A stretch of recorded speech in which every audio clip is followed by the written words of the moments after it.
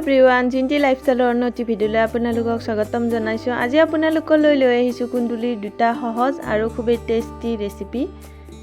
ইয়াৰ বাবে লৈছোঁ মই কেৰাহীখন তেল গৰম কৰি লৈছোঁ, তাতে মিডিয়াম সাইজৰ পিঁয়াজ এটা কাটি দি লৈছোঁ। কুন্দুলিৰ ৰেচিপিটো এনেদৰে খাই চাবচোন এবাৰ, খুবেই টেষ্টি হয়। এতিয়া এইখিনি অলপ গৰম হোৱাৰ পিছত ইয়াতে জিৰা গুড়ি অলপ দি দিছোঁ পৰিমাণ অনুসৰি, লগতে দি দিছোঁ অকণমান ধনিয়া গুড়ি, অলপ নিমখ আৰু অলপ হালধি গুড়ি। এইখিনি এতিয়া ভালদৰে ৰংচঙুৱা হোৱালৈকে মই ভাজি থাকিম আৰু জুইৰ ফ্লেমটো একেবাৰে কম কৰি দিম।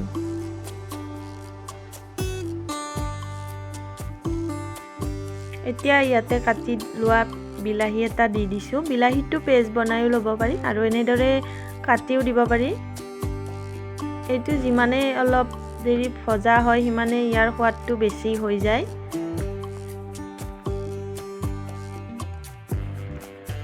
এতিয়া এইখিনি ভালদৰে হোৱালৈকে মই এনেদৰে লাৰি থাকিম। ইয়াতে 4টা মই কেঁচা জলকীয়া কাটি দি দিছোঁ। জলকীয়া কেইটা অকণমান কাটি দিব, নহ'লে ফুটিব পাৰে।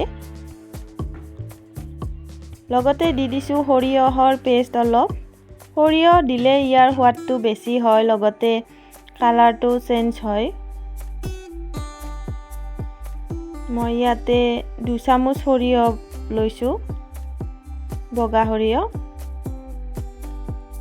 এতিয়া এইখিনি ভালদৰে মই লাৰি দিম। কুন্দুলি যিহেতু সিজোতে অলপ টাইম লাগে, গতিকে ইয়াত অকণমান পানী দিবও লাগিব আৰু অলপ দেৰিলৈকে ৰাখিব লাগিব। কুন্দুলি শৰীৰৰ কাৰণে খুবেই উপকাৰী, বিশেষকৈ ডায়েবেটিছ ৰোগীৰ কাৰণে উপকাৰী আৰু খাবলৈতো খুবেই সোৱাদ হয় এনেদৰে বনাই খালে। এতিয়া এইখিনি মই অলপ দেৰি এনেদৰে ৰাখি ইয়াতে অকণমান পানী দি দিম।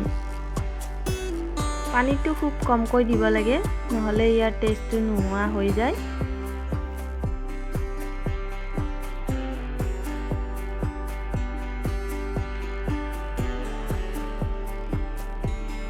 এয়া এইখিনি সিজিবলৈ আৰম্ভ কৰিছে আৰু অকণমান দেৰি ৰাখি ইয়াক নমাই দিম।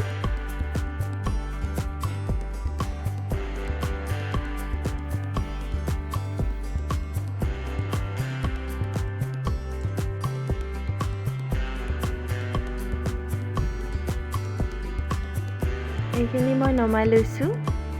এইখিনি খাবলৈ খুবেই টেষ্টি হয় আৰু গৰমে গৰমে পৰিৱেশন কৰিলে খুব ভাল লাগে। এতিয়া মই কুন্দুলিৰ দ্বিতীয়টো ৰেচিপিৰ কাৰণে কেইটামান কুন্দুলি ভালদৰে ধুই লৈছোঁ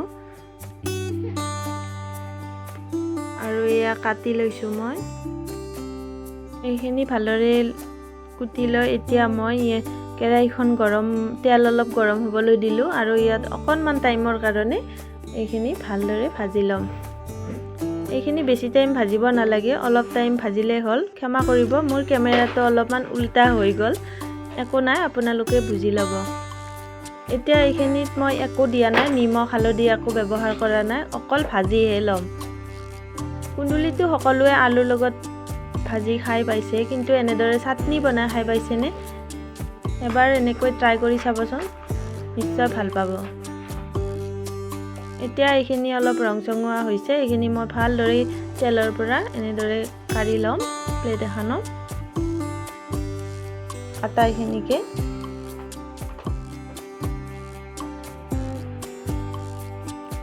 এইখিনিতে এটা ৰিকুৱেষ্ট কৰিলোঁ, যিসকলে মোৰ ভিডিঅ'টো চাই ভাল পাইছে তেওঁলোকে লাইক কৰিব আৰু যিসকলে এতিয়ালৈকে মোৰ চেনেলটো ছাবস্ক্ৰাইব কৰা নাই প্লিজ চেনেলটো ছাবস্ক্ৰাইব কৰি দিব, লগতে কাষতে থকা বেল আইকনটো বজাই দিব যাতে মোৰ ভিডিঅ'বিলাক পোনপ্ৰথমে আপোনাৰ তাত পায়।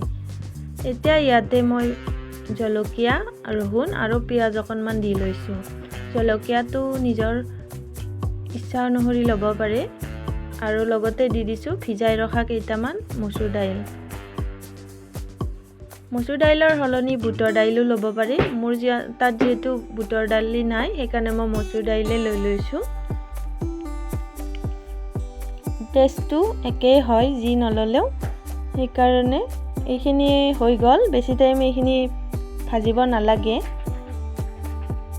কেঁচাও দিব পাৰি জলকীয়া, কিন্তু কেঁচা দিলে ইয়াৰ ভাজি দিলে যিটো সোৱাদ পোৱা যায়, কেঁচা দিলে সেইটো সোৱাদ পোৱা নাযায়। এতিয়া এইখিনি মই মিক্সি জাৰটোত ভালদৰে পেষ্ট বনাই ল'ম।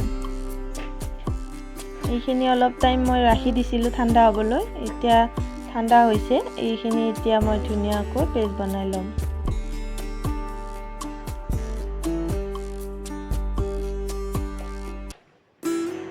ইয়াতে দি দিছোঁ নিমখ।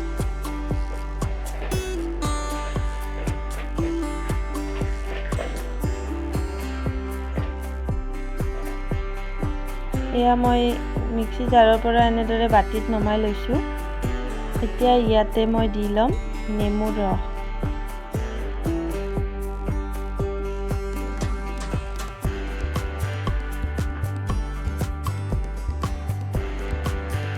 নেমুৰ ৰস দিলে ইয়াৰ সোৱাদটো আৰু বেছি হয়। নেমুৰ ৰসৰ সলনি তেতেলীও দিব পাৰে।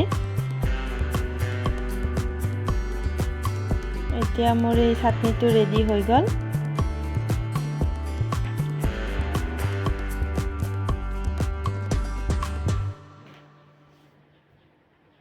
আজিলৈ আহিছোঁ, বাই।